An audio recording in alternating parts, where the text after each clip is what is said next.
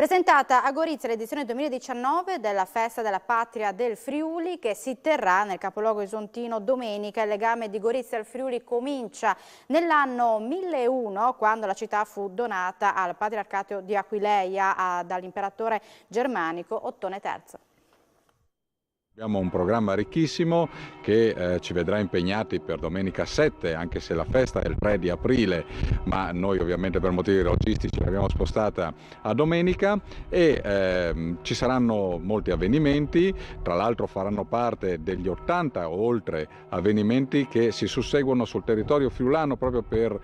queste celebrazioni importantissime per i 942 anni della nascita della Patria del Friuli, che fu testimoniata da Ottone III proprio qui a Gorizia, quando donò la città di Gorizia al patriarcato di Aquileia ben più di 1000 anni fa. Quindi parliamo del 1001. Ecco, quindi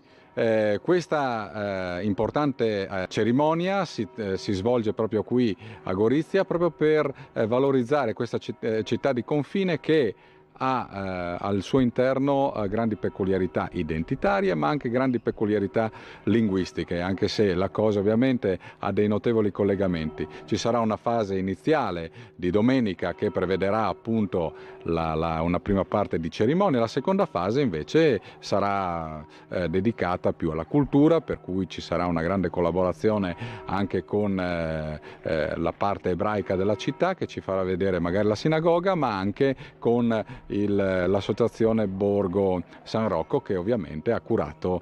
con magistrale capacità tutta la parte logistica.